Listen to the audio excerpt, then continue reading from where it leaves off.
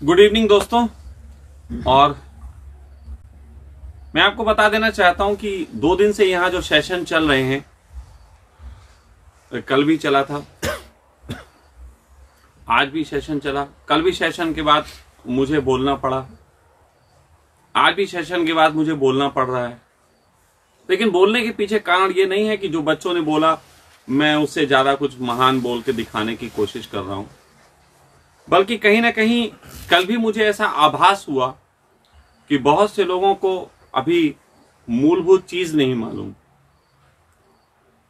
और यही आज मुझे थोड़ा दूसरे ढंग का आभास हुआ, वो ये कि आज तक सन्यासियों से मेरा विरोध क्यों हो गया, क्या कारण रहे कि सन्यासियों से मेरा विरोध हो गया।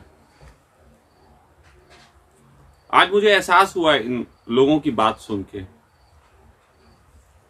आप लोग भी सुने, जाके आई सपोर्ट सखा पे सुनेंगे तो आप लोगों में से बहुत से लोगों को उनकी बातें अपने से मैच करेंगी। आपको लगेगा ये बिल्कुल ठीक कह रहे, कुछ लोगों को नहीं भी मैच करेंगी, लेकिन ज्यादातर लोगों को मैच कर जाएंगी। टॉपिक था सन्यास।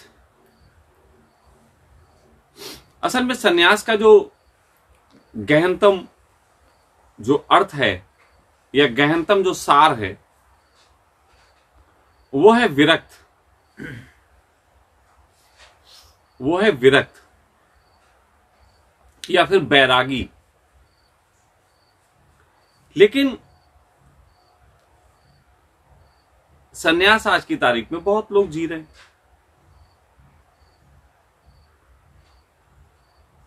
अगर हम किसी तरीके के जो अच्छे शब्द हैं उनको अपने ऊपर ढाल लें तो क्या हम वैसे हो जाते हैं? जैसे कुत्ते को हम हाथी बुलाने लगे, जैसे हम हाथी को शेर बुलाने लगे, जैसे शेर को हम जो है गधा बुलाने लगे, तो क्या कुत्ता, हाथी और शेर अपना गुणधर्म बदल देंगे? अगर हम शेर को गाय बुलाने लगे तो क्या शेर जो है वो चारा खाने लगेगा? नहीं खाएगा। लेकिन अगर हम शेर को गाय बुलाने लगे तो भविष्य में ऐसा जरूर हो सकता है कि किताबों में लिखा जाए कि गाय एक मांसाहारी जानवर है। ऐसा हो जाता है। उसी तरीके से सन्यास जो है वो विरक्ति से पैदा होता है। जैसे कि बच्चा पैदा होता है। बच्चा कब पैदा होता है? बच्चा तब पैदा होता है जब मां का गर्भ उसे संभाल नहीं पाता, तब वो संसार में आ जाता है। किसी किसी का 7 महीने में वापस आ जाता है, किसी का 9 महीने में, और कभी कभी 11 महीने। मेरे जैसे 11 महीने में रुक जाते हैं। यानी कि मेरी मां का गर्भ मजबूत था, वो मुझे 11 महीने तक रोक पाई।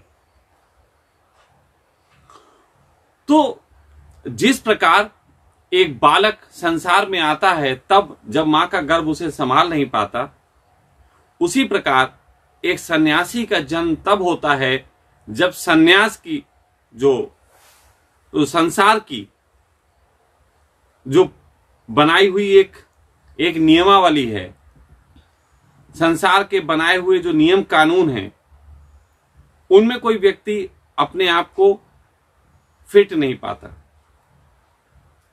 आप कहोगे फिर ये परिभाषा तो आपने बोली, ये तो लागू हो जाएगी, सब पे लागू हो जाएगी। नहीं, ये सब पे लागू नहीं होगी। इसे बहुत समझना पड़ेगा, इसे बहुत समझना पड़ेगा। समझना ऐसे पड़ेगा कि यदि मां बहुत कमजोर हो और वो अपने गर्भ को ना सही से संभाल पाए बच्चे को, और बच्चा 4 या 5 महीने में पैदा हो जाए, तो क्या वो बच्चा बचेगा? नहीं बचेगा।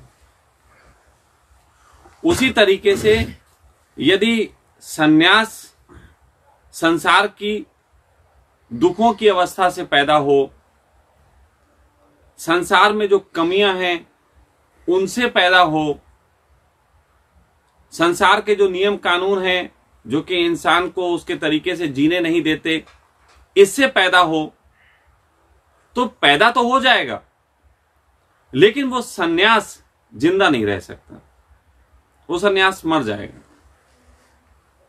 और सन्यास मरने का मेरा अर्थ है कि वो सन्यास नहीं है जो परमात्मा तक पहुंचता नहीं। अगर सन्यासी परमात्मा को उपलब्ध नहीं हुआ तो इसका मतलब है वो मर गया।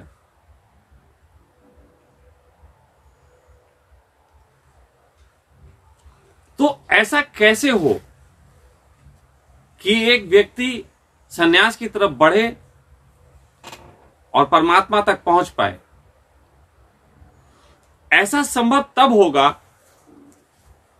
जब वो पके फल की तरह टपक जाए, पक्के टपके।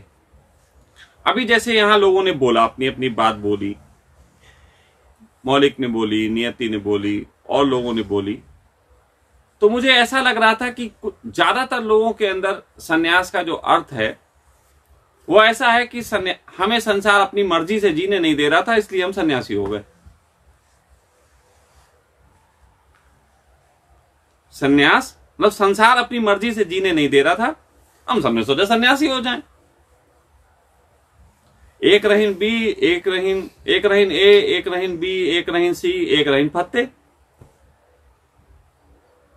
ए बोले चलो हम राजा को सलाम कराई, बी बोले चलो हमो राजा को सलाम कराई, सी बोले हमो राजा को सलाम कराई, तो फत्ते सोचे हमो राजा को सलाम कराई।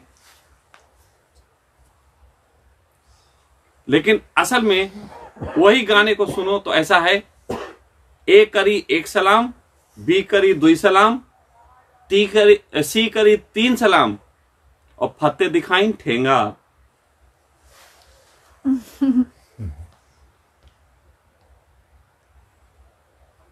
समझो मैं कहना क्या चाह रहा हूं। मैं कहना यह चाह रहा हूं कि सन्यासी इस जगत का सबसे रिस्पॉन्सिबल पर्सन होता है, जिम्मेदार। जब ओशो कहते हैं कि सन्यासी भगोड़ा नहीं होता, तो उसका अर्थ यह है कि सन्यासी हर तरीके का फाइटर होता है, हर तरीके से वो फाइट करता है। मैं ये पूछना चाहता हूं बहुत से उन लोगों से जो कि संसार उनकी मर्जी का नहीं है तो छोड़ के सन्यासी हो गए और कहने लगे हम तो जोरबादा बुद्धा हैं,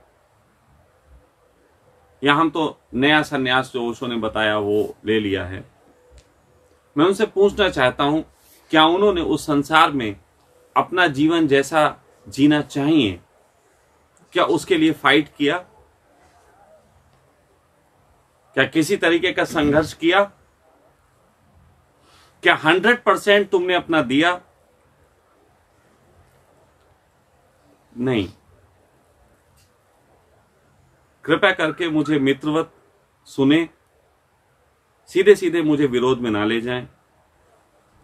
मैं आपसे कहना चाहता हूं कि आप संसार में जैसा जीना चाहते थे उसके लिए आपने पूरी फाइट नहीं की।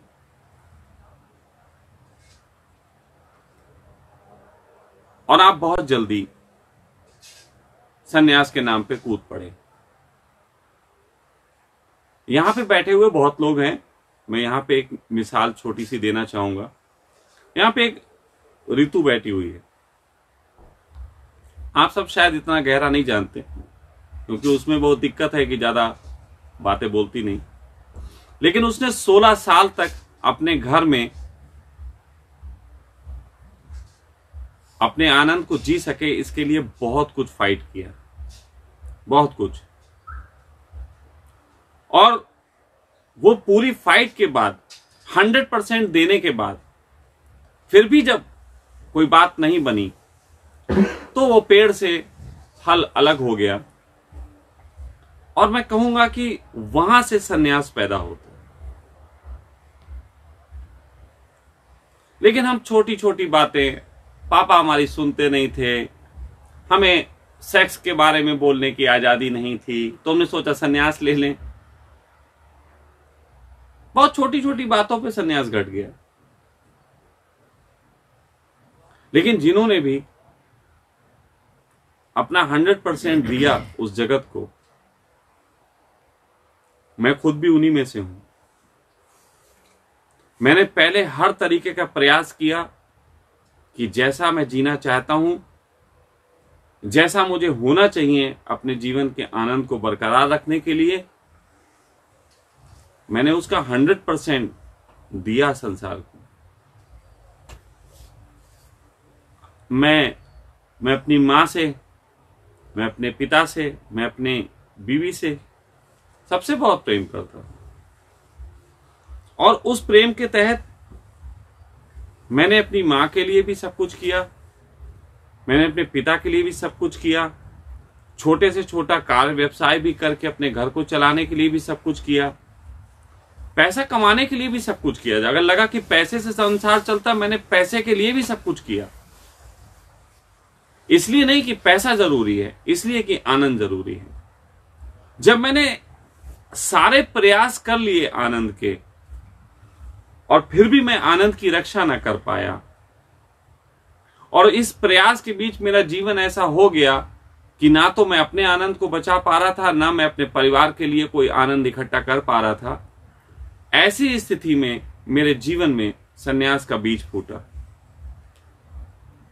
यानी कि संसार अब मुझे संभाल नहीं पा रहा था। मैं बढ़ रहा था और संसार का गर्व मुझे संभाल नहीं पा रहा था, तो मुझे उससे बाहर आ जाना था। और फिर मैं उससे बाहर आ गया।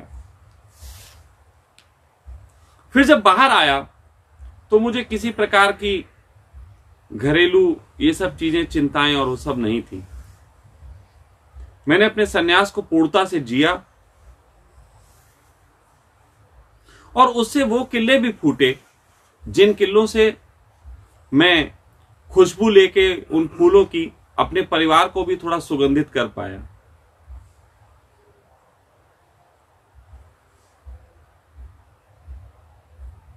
लेकिन फिर भी बहुत से लोग ये कहेंगे कि फिर ओशो का सन्यास क्या, क्योंकि बात ओशो कुंभ में चल रही है तो इसलिए ओशो के सन्यास पे जाना बहुत जरूरी हो जाता है। सच बात तो यह है कि ओशो का सन्यास जिस तरीके के लोग ले लेते हैं, एक तो वो सन्यासी हैं जिन्होंने पक्के ओशो की तरफ पहुंचे, वो बिल्कुल 99% पके हुए लोग, उनको तो ओशो का देखना पर्याप्त हो जाएगा, सुनना भी जरूरी नहीं होगा। मेरे जैसे लोगों ने ओशो को ज्यादा सुना नहीं, देखना पर्याप्त था। एक बीज को अपनी परिणति दिखाई दे रही थी, इतना पर्याप्त था। लेकिन बाकी जो लोग आकर्षण में इकट्ठे हो गए और ओशो ने उन्हें सन्यास दे दिया, वो सन्यास ऐसा ही था जैसे सन्यास की प्री प्रिपरेशन। अभी जो ज्यादातर सन्यासी हैं वो सन्यास की प्री प्रिपरेशन कर रहे हैं, और इस प्री प्रिपरेशन करने वाले सन्यासियों के बीच जब मेरे जैसा सन्यासी अपनी बात रखता है तो उनके जीवन से मैच नहीं खाती। इसके कारण वो शायद मुझे सन्यासी मानने को राजी नहीं। लेकिन वो गौर करें कि मैं अपनी पूरी जिंदगी जब से भी कह रहा हूं बात, मेरा उनके प्रति हिंसा नहीं है, मेरा उनके प्रति हमेशा ये एक सजेशन होता है कि आप किस तरीके से अच्छे जिए ताकि एक दिन आप सन्यास को समझ पाएं। प्री प्रिपरेशन जो सन्यास है, अब क्या मैं उसको बुरा कह रहा हूं? नहीं। प्री प्रिपरेशन सन्यास ऐसा ही है जैसे हिंदू धर्म की वर्ण जो व्यवस्था थी सन्यास की, जिसमें 4 आयाम थे। पहला आयाम था ब्रह्मचर्य का, कि एक आदमी 25 साल तक अपने गुरु के साथ रह के ब्रह्मचर्य की दीक्षा ले।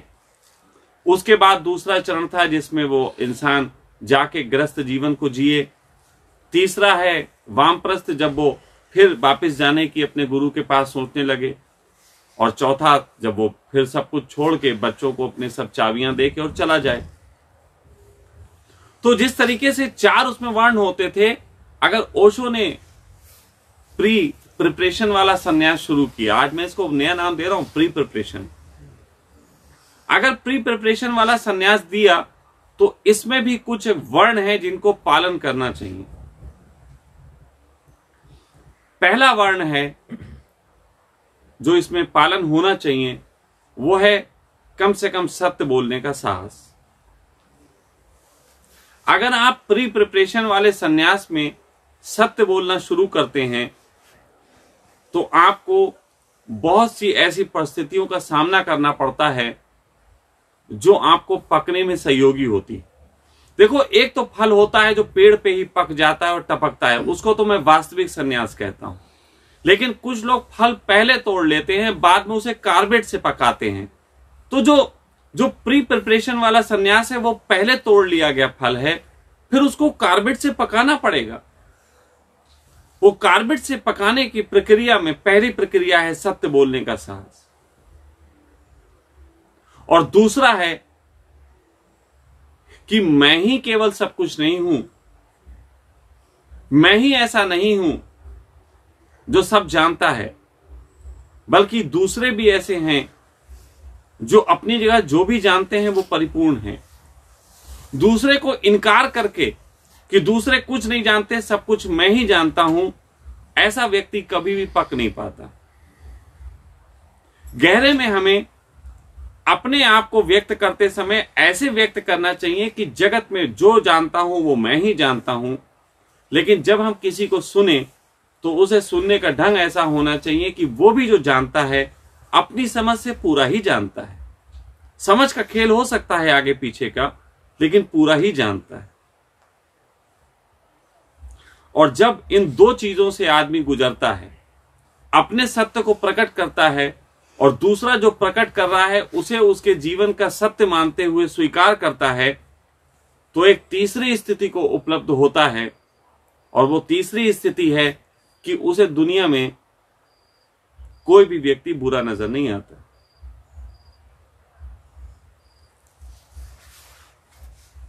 और जब किसी इंसान को तीसरी स्थिति में पहुंच के कोई भी बुरा नजर नहीं आता है, तो उसकी स्थिति उसी विरक्त व्यक्ति की तरह हो जाती है जो संसार में रह के पका।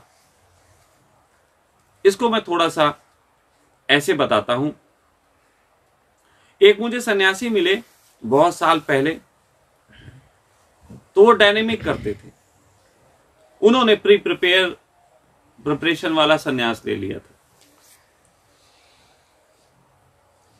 वो मुझे मिले और कहने लगे कि सब दुनिया बकवास है, सबसे अच्छा ध्यान डायनेमिक ओशो का। ओशो सर्वाधिक अच्छी बात कहते हैं। मैंने उनसे कहा, मित्र बिल्कुल सही, ओशो सर्वाधिक बेहतर बात कहते हैं, आप इसको जियो, लेकिन थोड़ी आंखें खुली रखना, थोड़ा आगे बढ़ना। फिर एक दिन ऐसा हुआ कि 1-2 साल बाद उनसे मिलना हुआ, तो मैंने उनसे पूछा कि कहो डायनेमिक एनेमिक कैसा चल रहा। बोले, स्वामी जी अब तो मैं कीर्तन में और किसी भी तरीके के गाने लगा के खूब नाचता हूं, हल्का हो जाता हूं, मुझे अब कोई डायनेमिक की पकड़ नहीं रह गई। मैंने कहा, सुंदर बात है, आगे चलते रहो। सितारों के आगे जहां और भी हैं, मंजिलों के निशान भी और भी हैं। और किसी भी सन्यासी को ये शब्द याद रखने चाहिए कि सितारों के आगे जहां और भी हैं, मंजिलों के निशान भी और भी हैं। जो इस बात को भूल गया, जो इस बात को याद रखने से चूक गया, समझ लो उसका सन्यास मृत हो गया, वो मर गया। तो फिर वो 2-3 साल बाद मुझे मिले। मैंने कहा, और स्वामी जी कैसा चल रहा है नृत्य वगैरह? बोले, स्वामी जी अजीब सी बात है, अभी एक दिन मैं ऐसे ही सत्यनारायण की कथा में कहीं पहुंच गया और वहां आखिर में वही हिंदू धर्म का कीर्तन बज रहा था, वही पूजा चल रही थी, तो मैं उस पे नाचने लगा, मुझे बड़ा मजा आया। तो मैंने कहा, सर्किल पूरा हो रहा है, आप आगे बढ़ रहे हो, ये अच्छी बात है। आज जब मैं उनसे मिलता हूं तो मुझे उनके जीवन में ऐसा दिखाई देता है कि वो अब आनंद के लिए कहीं रुके हुए नहीं हैं। जब मैंने कहा सर्किल पूरा हो गया, इसका मतलब नहीं है कि पूर्णता आ गई। सर्किल पूरा होने का मतलब होता है कि आज उन्हें आनंद के लिए अगर डायनेमिक मिल जाए तो उसमें आनंद ले लेते हैं, कीर्तन मिल जाए उसमें आनंद ले लेते हैं, हिंदू धर्म का कोई सत्यनारायण की कथा हो रही हो उसमें आनंद ले लेते हैं, वो ईद पे भी नाच लेते हैं, रमजान में भी मजे ले लेते हैं।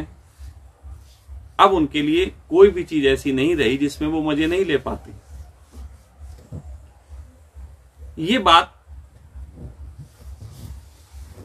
अगर आप लोग थोड़ा सही ढंग से उतार पाएं और जहां आप हैं वहां रुके ना, तो निश्चित जाने कि ये ना रुकने की जो प्रक्रिया है ये आपको पका देगी।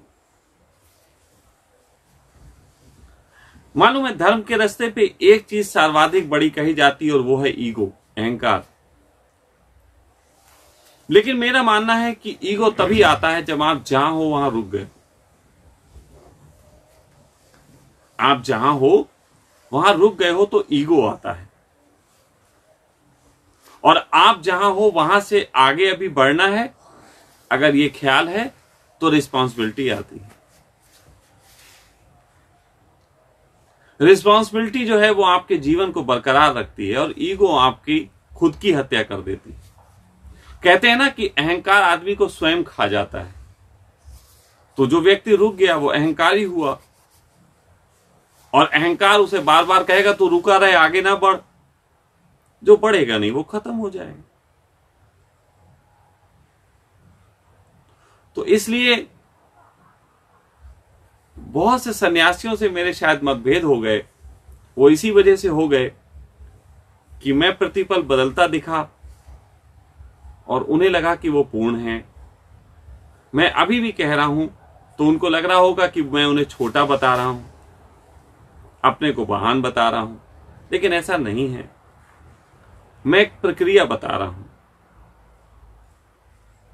और निश्चित जानना, अगर मेरी बात को तुमने गौर से सुना और आज रात तुम बिस्तर पे लेट के मेरी बात याद किए, तो तुम्हें नींद नहीं आएगी, क्योंकि तुम्हारा जो सन्यास का संकल्प या जिस वजह से तुम निकल पड़े वो आज तुम्हें व्यर्थ मालूम हो सकता है। लेकिन मैं तुमसे तुम्हारी नींद छीनना नहीं चाहता। मैं तुमसे दूसरी बात कहना चाहता हूं। मैं कह रहा हूं कि जब तुम बिस्तर पे जाना तो मेरी बात का चिंतन करने की बजाय मेरी बात को सोच के मुस्कुराना। सुबह उठोगे तुम्हें मुझसे प्यार हो जाएगा और नींद बहुत बेहतर आएगी। यही तो योग निद्रा है, यही योग निद्रा है कि हमने अपने रास्ते से प्यार कर लिया। उस रास्ते पे कोई व्यक्ति दिखाई देता है, मंजिल पे हमें उससे प्यार है। ये प्यार ही तुम्हें उस आनंद से भर देता है जिसको मैं योग निद्रा कहता हूं। योग निद्रा कोई विधि नहीं है। तो निश्चित ही आप सबने जो बातें सुनी, मैं बिना कोई चुटकुला और सब बातें निर्मित करे बगैर अपनी बात समाप्त करता हूं। सन्यास का बस अंत में याद रखें, सन्यास का अर्थ है पके फल की तरह टपक जाना, और जो सही से टपकेगा वो परमात्मा की झोली में गिरेगा ही गिरेगा। परमात्मा क्या है? अगर देखा जाए तो पका फल जो टपकता है वो सीधे धरती पे गिरता है। धरती मां, और धरती आकाश में है तो पिता, और माता पिता को ही इस जगत में ब्रह्म कहा गया। और कोई ब्रह्म होते नहीं, वो वाले माता पिता नहीं जिनकी कोख से हम जन्मे। ये धरती और ये आकाश, यही तो ब्रह्म है। और कहां है ब्रह्म? तो जो भी फल टपकेगा वो ब्रह्म की गोद में गिरेगा, और जो फल तोड़ा जाएगा वो टोकरी में जाएगा। टोकरी का फल जब कार्बेट लगेगा, पकेगा, तो किसी के मुख के माध्यम से उसके पेट में जाएगा और सुबह फिर धरती आकाश में मिल जाएगा।